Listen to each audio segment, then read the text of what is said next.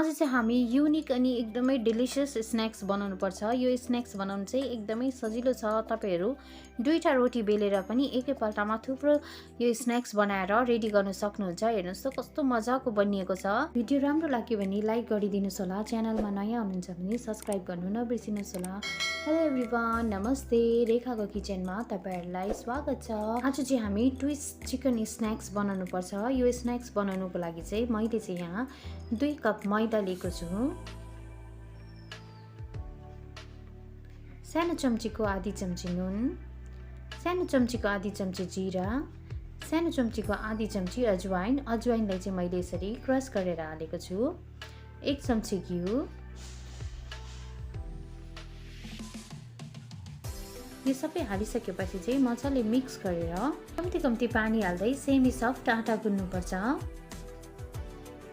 पानी चाहिँ एकैचोटि नहाल्नुहोस् होला, फेरि हाम्रो डो गिलो हुन सक्छ। हाम्रो डो बनिएर रेडी भइसकेको छ।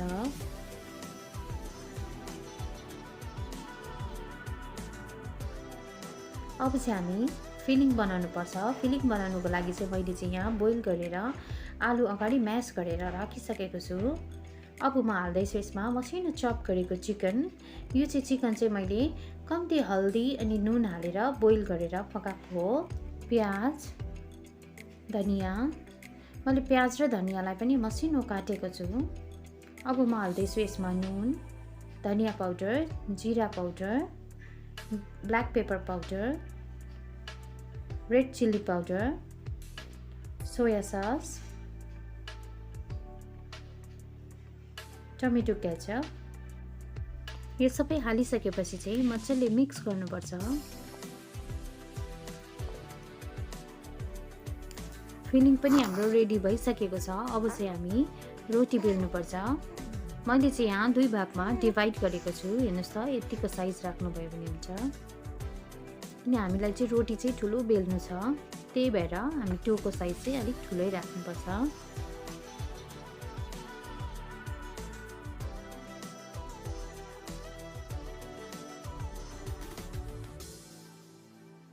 रोटी चाहिँ हाम्रो रेडी भइसकेको छ। अब चाहिँ हामी अघि बनाएर राखेको फिलिङ लाउनुपर्छ।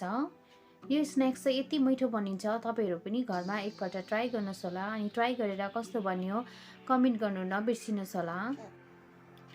यदि तपाईहरु मेरो च्यानलमा फर्स्ट टाइम भिजिट गर्नुहुँदैछ भने मेरो च्यानललाई सब्स्क्राइब गर्नु भएको छैन भने प्लिज सब्स्क्राइब पनि गरिदिनुस् होला। अनि सब्स्क्राइब गरेर बेल आइकनको घण्टीलाई दबाउनु नबिर्सिनुहोस् होला। बेल आइकनको घण्टीलाई दबाउनु भयो भने चाहिँ जब म नयाँ रेसिपीहरु हाल्छु सबैभन्दा पहिला तपाईकोमा नोटिफिकेसन आइहाल्छ। त्यसै कारण सब्स्क्राइब गर्नु जरुरी छ। हुन्छ, फिलिङ सबै लगाइसकेको छ। अब चाहिँ हामी माथिबाट यो रोटीले कभर गर्नुपर्छ। कभर गरेर चाहिँ हल्का हातले यसरी साइड साइडमा प्रेस गर्नुहोस् होला।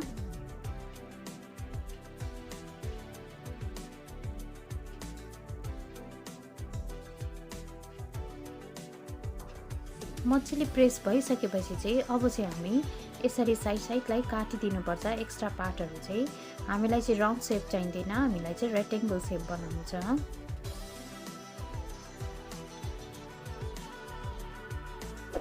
यो साइड साइडको पार्ट पनि तपाईहरु फ्राई गरेर खान सक्नुहुन्छ। यसमा पनि मजाले मसलाहरु भरिएको छ।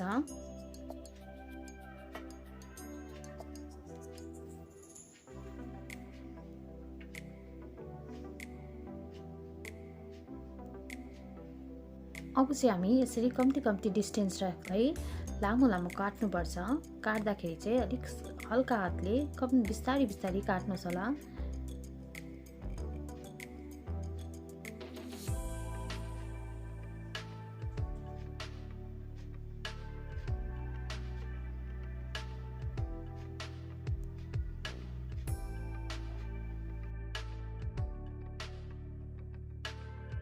अब चाहिँ हामी डिजाइन दिनुपर्छ। डिजाइन दिनुको लागि चाहिँ फर्स्ट चाहिँ हामी यसरी फोल्ड गर्नुपर्छ।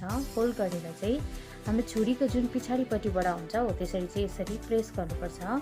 अगाडिबाट हैन, हामी यसलाई काट्नु हुँदैन, पछाडिबाट चाहिँ यसरी प्रेस गर्नु मात्रै हो। अब हामी यसरी ट्विस्ट गर्नुपर्छ, यसरी घुमाउनु पर्छ। हेर्नुस् त कति सजिलैसँगले डिजाइन बन्यो।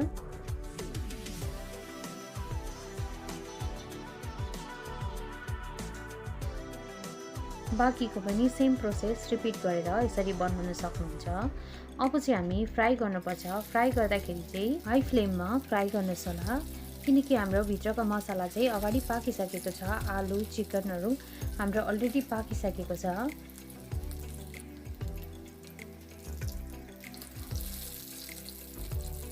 एक साइड पाकिसकेको छ। अब चाहिँ हामी अर्को साइड पनि पकाउनु पर्छ।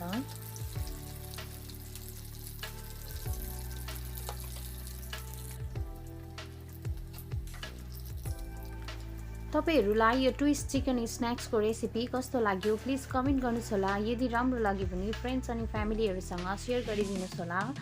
च्यानलमा नयाँ हुनुहुन्छ भने सब्स्क्राइब गर्न नबिर्सिनुहोस् होला। सब्स्क्राइब गरेर बेल आइकनको घण्टीलाई पनि दबाउनुहोस् होला। जब म नयाँ भिडियोहरु हाल्छु तब तपाईहरुकोमा नोटिफिकेसन आइहाल्छ। यस्तो मिठो मिठो रेसिपी तपाईहरुसँग लिएर आउने नै छु।